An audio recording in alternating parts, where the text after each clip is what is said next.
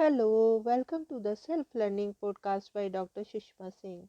Let us start discussion on Chapter 5, Patterns of Social Inequality and Exclusion. The family, caste, tribe and the market. These are the social institutions that have been considered in the last two chapters, in Chapter 3 and 4. These institutions were seen from the point of view of their role in forming communities and sustaining society. In this chapter, we consider an equally important aspect of such institutions, namely their role in creating and sustaining patterns of inequality and exclusion. For most of us who are born and live in India, social inequality and exclusion are facts of life. We see beggars in the streets and on railway platforms. We see young children laboring as domestic workers, construction helpers, cleaners, and helpers in street side restaurant, dhaba, and tea shops. We are not surprised at the sight of small children who work as domestic workers in middle class urban homes, carrying the school bags of older children to school. It does not immediately strike us as unjust that some children are denied schooling. Some of us read about the caste discrimination against children in schools. Some of us face it. Likewise, news reports about violence against women and prejudice against minority groups and the differently abled are part of our everyday lives. This everydayness of social inequality and exclusion often make them appear inevitable, almost natural. If we do sometimes recognize that inequality and exclusion are not inevitable, we often think of them as being deserved or justified in some sense. Perhaps the poor and marginalized are where they are because they are lacking in ability or have not tried hard enough to improve their situations. We then tend to blame them for their own plight. If only they worked harder or were more intelligent, they would not be where they are. A close examination will show that few work harder than those who are located at the lower ranks of society. As a South American proverb says, if hard labor were really such a good thing, the rich would keep it all for themselves. All over the world, back-breaking work like stone breaking, digging, carrying heavy weights, pulling rickshaws or carts is invariably done by the poor, and yet they rarely improve their life chances. How often do we come across a poor construction worker who rises to become even a petty construction contractor?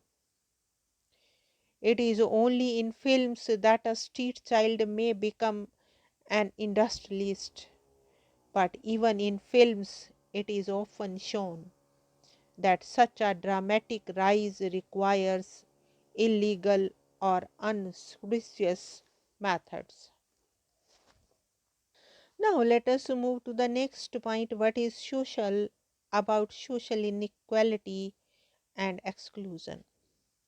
The question being asked in this section has three broad answers, which may be stated briefly as follows.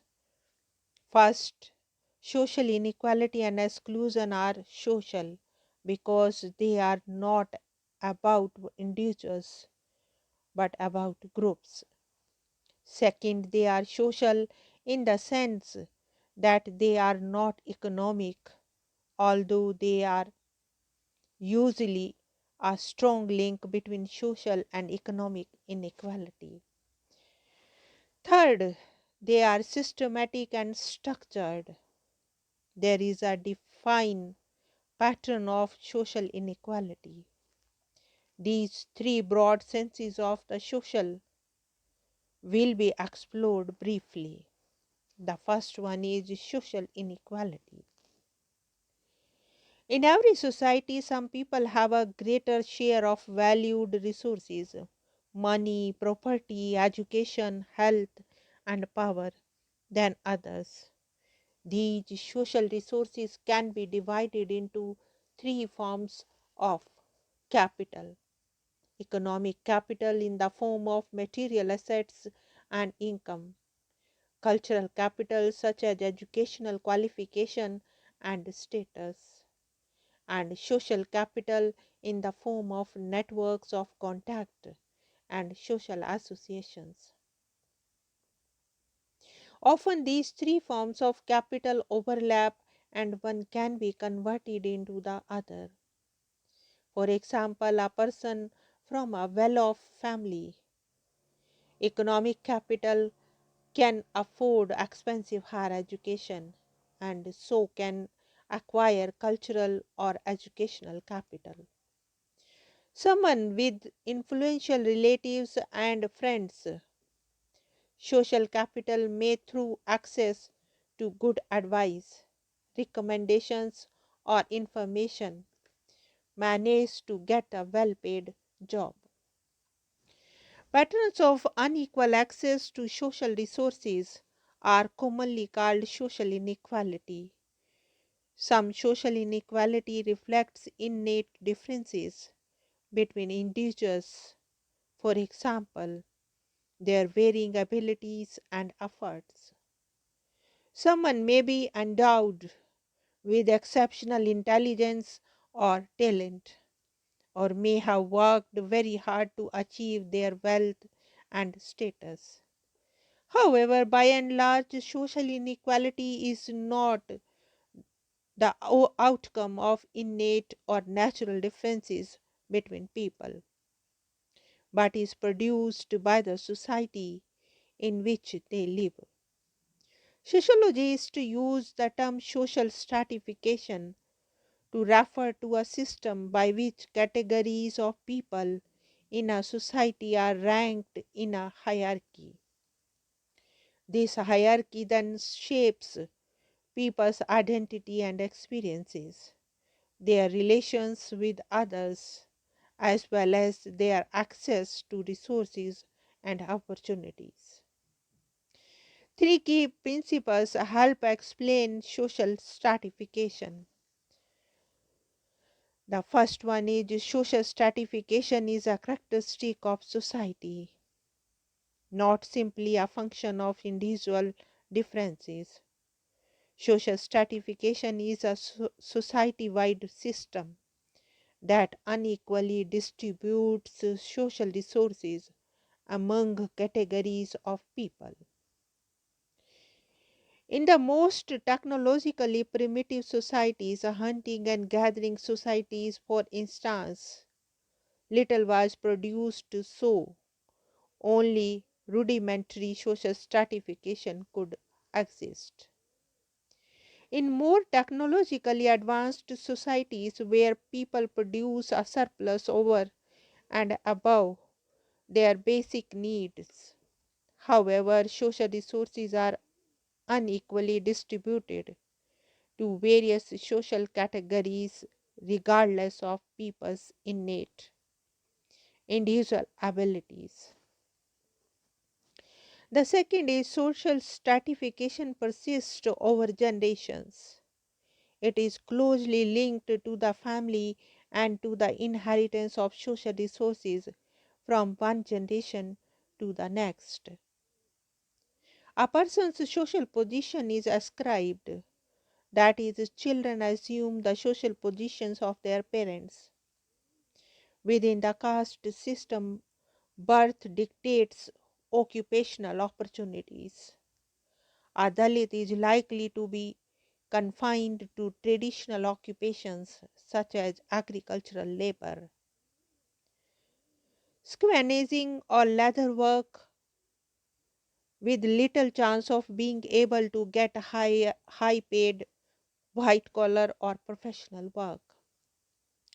The described aspect of social inequality is reinforced by the practice of endogamy. That is, marriage is usually restricted to members of the same caste, ruling out the potential for blurring caste lines through intermarriage. The third one is social stratification is supported by patterns of belief and ideology.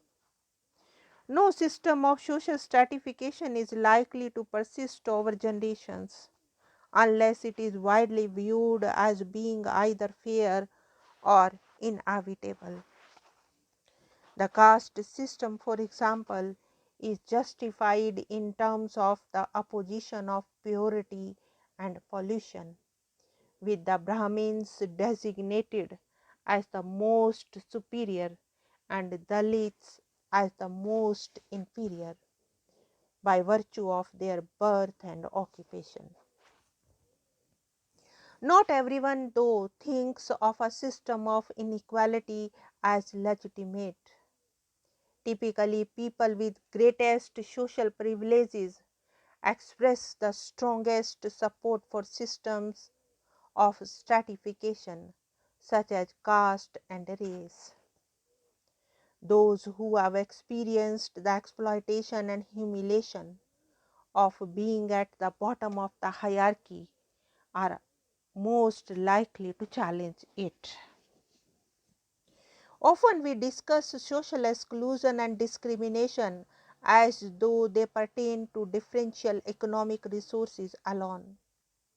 This, however, is only partially true.